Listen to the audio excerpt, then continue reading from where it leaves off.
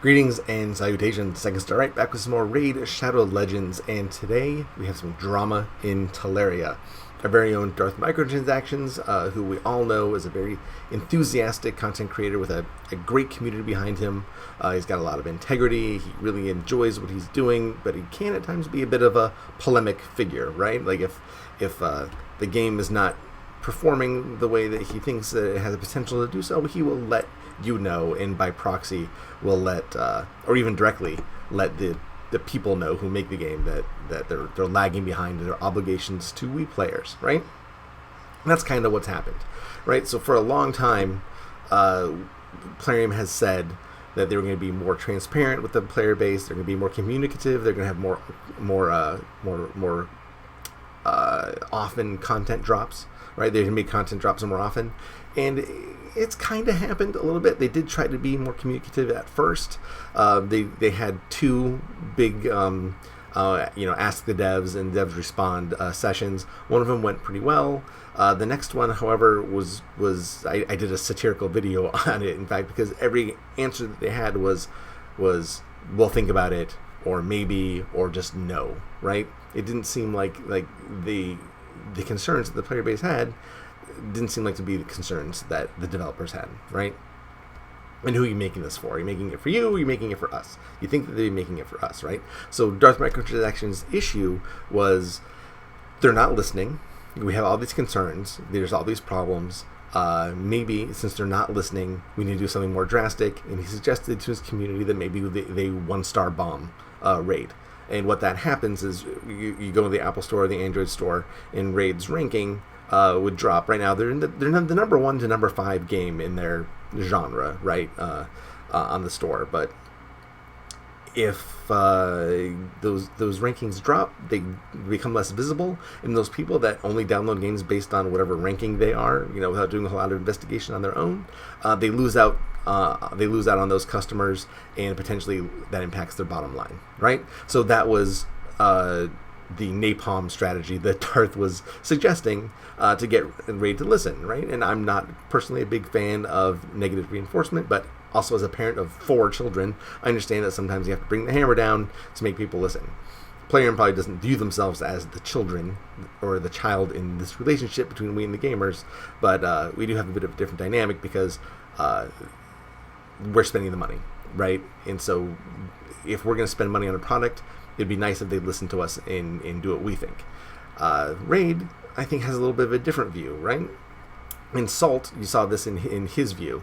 Before I get into that, I should say that when Darth Microtransactions responded with the potential 1-star review bomb, the Diamond, who is the community coordinator for YouTube, for Discord, which has a direct line, to Plarium, chastised Darth Microtransactions for asking to do that. Say, hey, look, you're a content creator.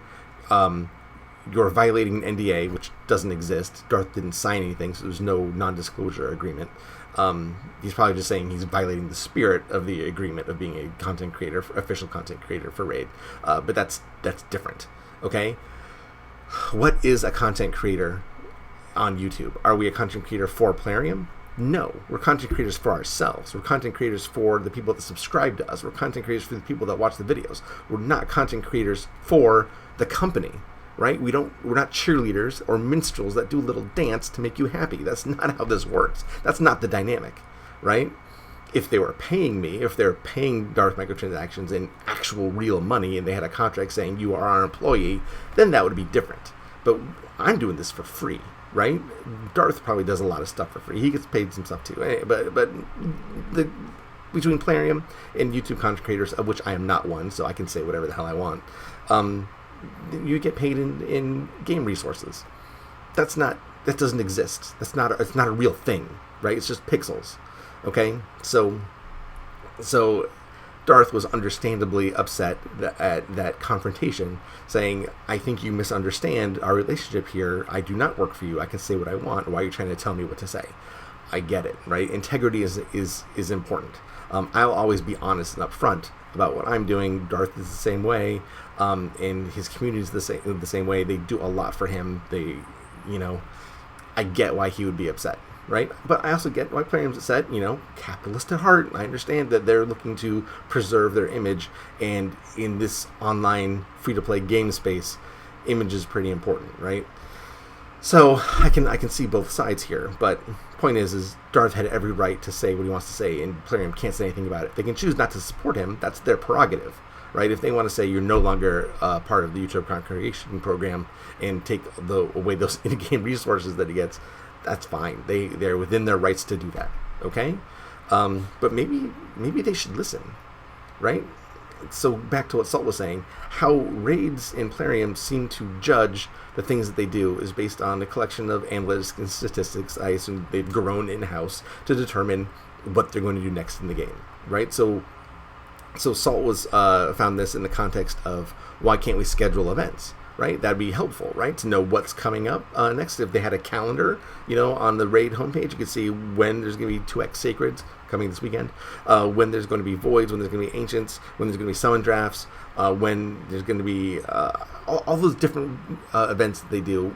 It would be really helpful if we knew when they were going to be, what the tournament was going to be. Is it going to be Ice Golem? Is it going to be Dragon? Is it whatever? Now we get such little bit of warning of what's coming. We don't know how to allocate our very precious resources, right? And maybe they do that on purpose because they want us to spend more resources, but the vast majority of the people in this game don't spend. All right, Plarium is banking on the top 10 to 20% of whales to keep the entire company afloat. It just seems like a very tricky proposition to me when the game gets stale, like we're in a position right now where the game is just a little bit stagnant, right? Oh, speed boots. They're only 5 stars, but that's okay. And then resistance. Okay, no, that's fine. The game's a little stale, a little stagnant right now. We're kind of in a depression where, yes, they let out Tag Team Arena, but Tag Team Arena isn't really going to be a thing for a lot of people, right?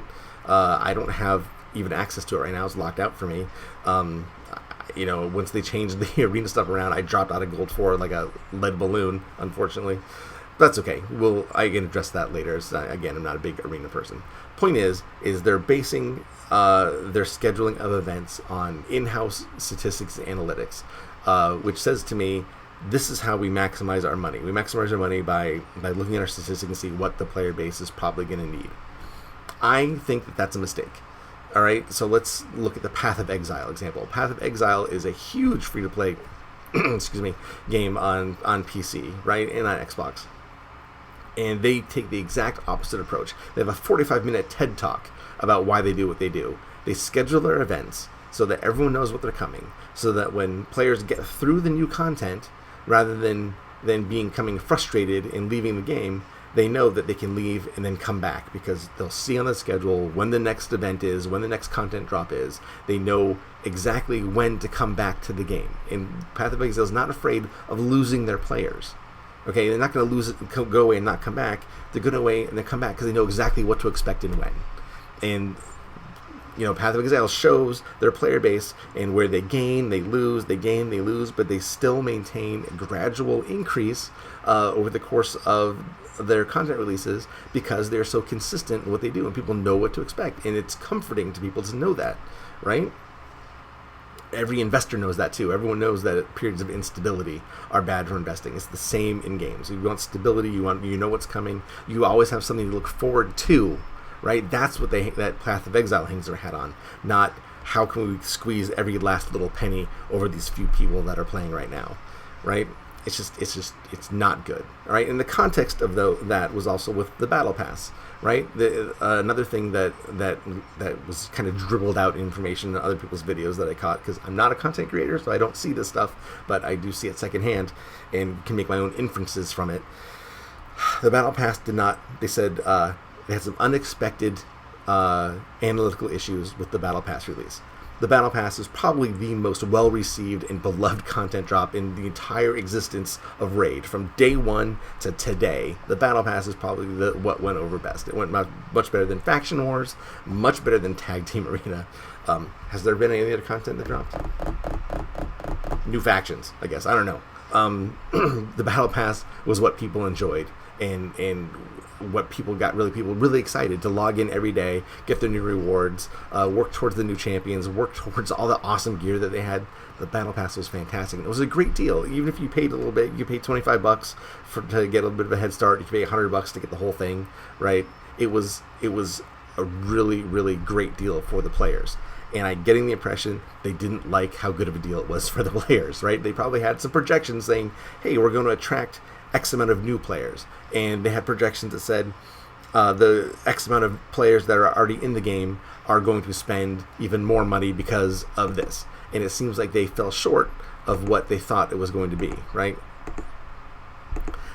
Is that our fault? Or is it their fault for not maximizing what the Battle Pass had to offer, right? It's not on us, all right? You can't blame the consumer, right? That's what we do. We consume. If we don't consume as much as you want, you did something wrong.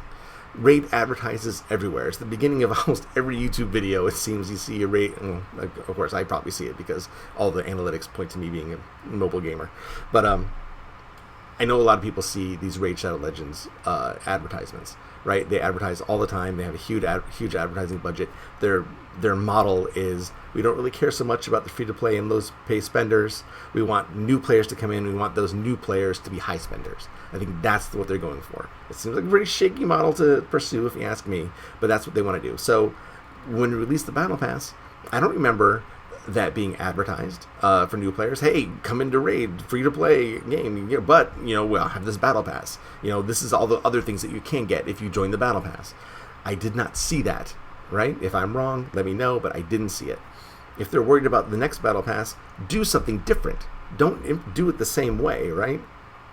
Advertise the game with this Battle Pass, right? And show all the cool things. And maybe have some sound clips for people content creators who aren't my Darth Microtransactions maybe, that are very favorable with the Battle Pass, that'll say, hey, this was an awesome part of the game. It's the best part of the game they've had. And now's your opportunity to be part of it again, right? And not just random content creators that they had recently. I've seen content creators on there that are plugging Raid that don't play Raid, right? It's a little bit insulting, but that's neither here nor there.